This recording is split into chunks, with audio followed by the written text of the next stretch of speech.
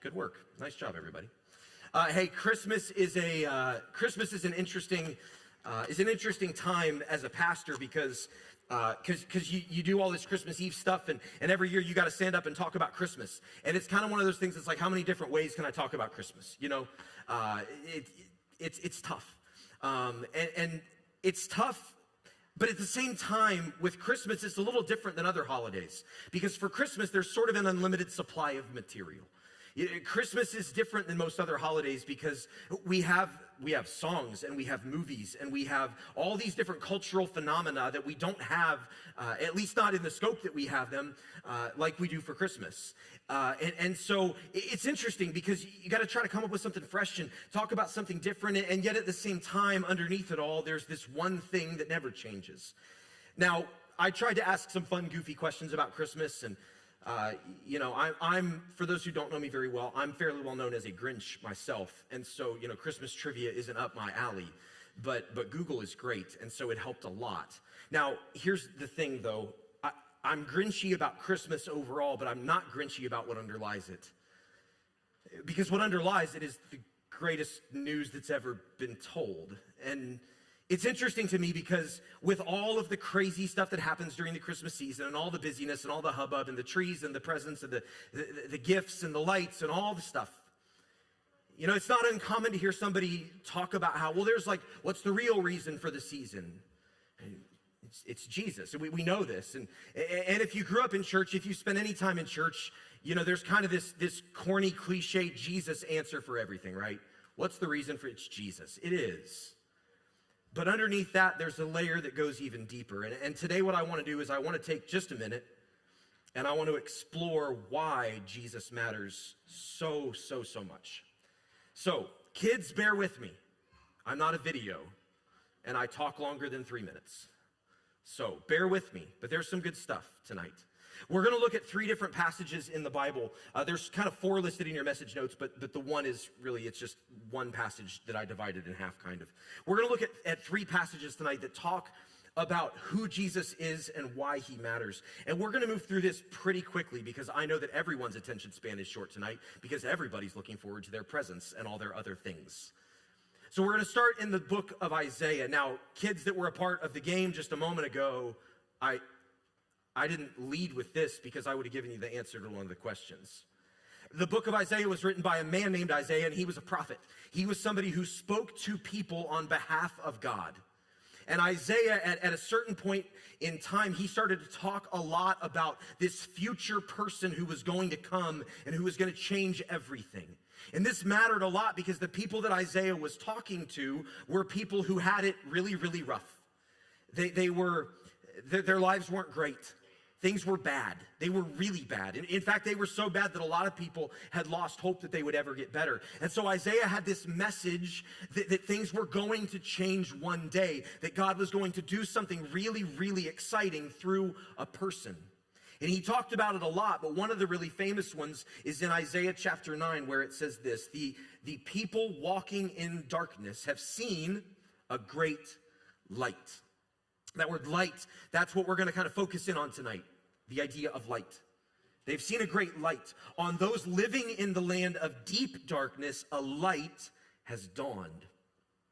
You have enlarged the nation, speaking of God, you have enlarged the nation and increased their joy. They rejoice before you as people rejoice at the harvest, as warriors rejoice when dividing the plunder.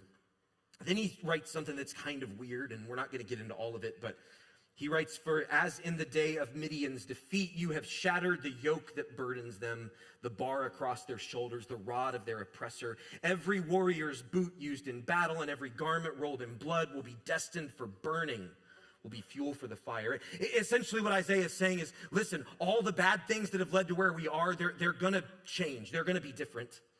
And then Isaiah writes, for to us a child is born. To us a son is given, and the government will be on his shoulders, and he will be called Wonderful Counselor, Mighty God, Everlasting Father, Prince of... Yeah, now you know it. I bet you kids won't forget that either now, will you? Isaiah says, look, God's going to change everything.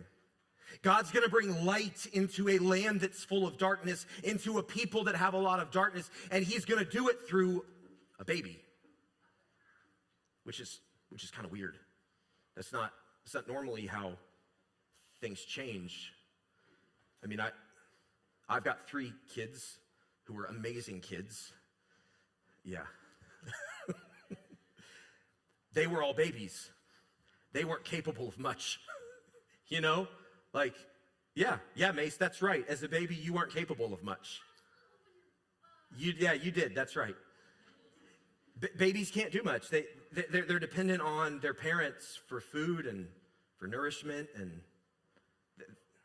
so God's going to change everything. He's going to bring light into darkness. He's going to do it through a baby. Well, several hundred years after Isaiah, there was a baby who was born under kind of questionable circumstances. But he was a baby that wasn't like any other baby that had ever been born, and who's unlike anybody that's ever been born since. And his name was Jesus. And when he was born, he grew up, and at a certain point in time, he became a teacher, and he began to teach. And at one point in time, he started to talk about himself, and he kind of looked back on what the prophet Isaiah had written, and he said this. He said, I am the light of the world. Remember, Isaiah said that somebody was going to come who was going to bring light. Jesus said, I am the light of the world. Whoever follows me will never walk in darkness, but will have the light of life. Now, there's so much here, but we got a 45-minute service, so we're going to move through it very fast. When Jesus says that he is the light of the world, he's referencing Isaiah, and he's referencing a whole lot of other stuff in the Bible. But here's the really interesting thing about light. Have you ever thought about the fact that light has complete power over dark? I thought about doing a thing I've wanted to do this. At some point we'll pull this off, but I've thought many times about doing a thing where like we shut all the lights off in the room, all of them, and then just turn on, like take one of those candles and turn it on. And that little tiny bit of light will pierce through the darkness. Because darkness has no power over light, or light has no power. Sorry, I said that backwards twice. Darkness has no power over light. I remember distinctly when I was a kid, I don't remember exactly how old, but my family took a vacation to kind of southwestern Kentucky, which I know sounds super exciting. But there are actually some really cool things in southwestern Kentucky to do. One of them being visiting the Mammoth Cave National Park System. And so we went to Mammoth Cave, and it was so cool. And the caves are enormous. And I remember we were down in this cave, and I remember the tour guide saying, hey, do you guys want to see what absolute pitch black is like? And Court, like, yeah, that'd be great. And so they shut all the lights off in the cave. And it was, if you've never experienced anything like this, it's amazing. It is pure dark. There is no light whatsoever. And then I remember they took a light and they turned it on, just one light, to demonstrate how that one light could pierce through darkness. Now, they weren't trying to teach biblical truth, but man, there's a lot of power in that. Jesus said, I am the light of the world. Whoever follows me will never walk in darkness. Because when you're around light, there can never be dark. Right? This makes sense. But there's so much power in it.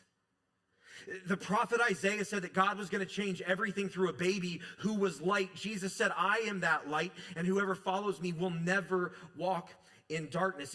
And look, kids, I don't know what life is like for you on a day in, day out basis. My kids the older ones are in intermediate school this year, and stuff starts to change a bit in intermediate school, and kids start to get a little meaner, and there start to be some more bullies and things like that. And next year's middle school, and I hated middle school. That was the worst 3 years of my life. And I know a lot of people are in that same boat. And there's kind of this thing that happens as kids get older, they kind of lose their joy sometimes, I remember years ago seeing a movie in theaters. It was called Wonder Park. Did anybody ever see Wonder Park? This is not a very well-known movie. I bawled my eyes out.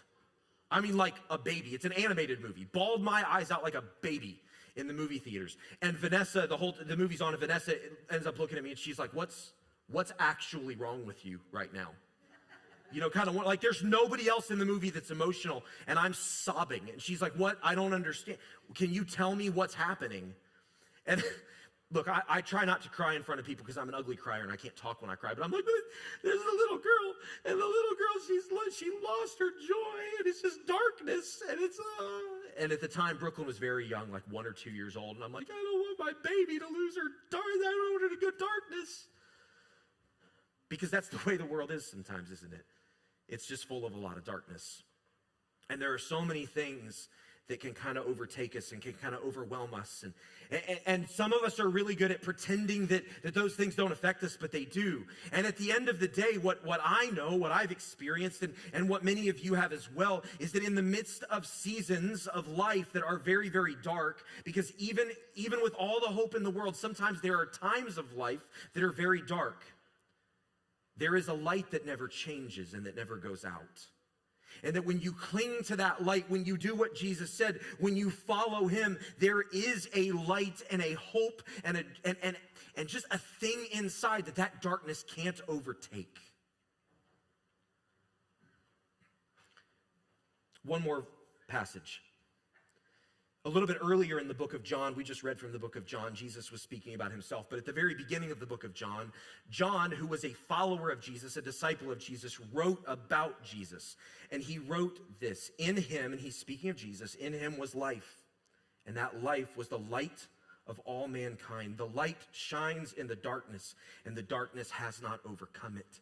John is writing about that dynamic I just talked about a moment ago, that even in the midst of the darkest dark, one tiny speck of light will pierce through that darkness. And then he writes, the true light that gives light to everyone was coming into the world. He's speaking of the birth of Jesus. He says, he was in the world, and though the world was made through him, the world did not recognize him. He came to that which was his own, but his own did not receive him. Yet, to all who did receive him, and to all who believed in his name, he gave the right to become children of God. See, when Isaiah wrote about how there was going to be a baby and there was going to be light in the darkness, Isaiah didn't talk about becoming children of God. But then when Jesus came, he created the most incredible thing. And really, he did something unlike anyone in any world religion has ever done. There are so many different religions with so many different beliefs and so many different teachers and things. But at the end of the day, there's only one person in history, one deity in history, one God who loved people enough to come here to be with us and to pay a price we couldn't pay, so that we could become children of God. And so Jesus being the light of the world, Jesus being this person who overcomes darkness, it's not just about that. It's about the fact that when we receive Jesus, when we accept this baby that was born 2,000 years ago as a savior, when we receive him into our hearts, we become a part of God's family. And when we become a part of God's family, then we have access to this light that never goes away, that never fails, that never falters. And kids, listen, I don't know what your life looks like. Hopefully it's great. I mean, tomorrow it better be great. And listen, even if you don't like your presents, pretend you do, because your parents spent a lot of money on them. And Santa spent a lot of time on them. So, act like you love them. Kids, act like you love them.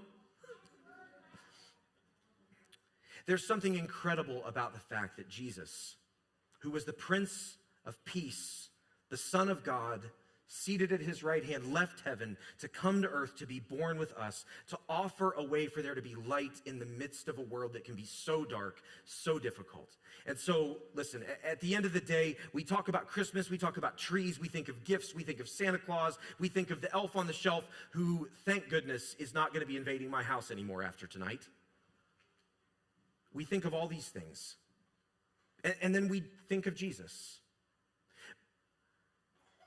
But what I hope that you'll think about this Christmas season more than anything else is not just Jesus, that he exists, that he was born, that he was a baby. But I hope what you'll think about is that Jesus is light and that light always defeats darkness. Because that's what Christmas ultimately, that's why it matters. It matters because Jesus is light, and light always defeats darkness. And so tonight, as you sit by your Christmas tree, and maybe tonight, I don't know about you, but I'm kind of a Scrooge, but one of the things I really truly do love about Christmas time is sitting in my living room with the lights out and the Christmas tree lights on. I like that. That's nice. Maybe tonight do that for a moment. And as you do, don't just think about how pretty the lights are on the tree. Don't just think about how nice all the presents looked. Don't think about how terrible your wrapping job is. But take a moment and reflect on the fact that when Jesus was born, he offered a way to defeat darkness once and for all. And that whatever darkness you feel in your life, whatever darkness you experience in whatever season of your life, there is always hope for those of us who follow Jesus because he is light. Let me pray for us tonight.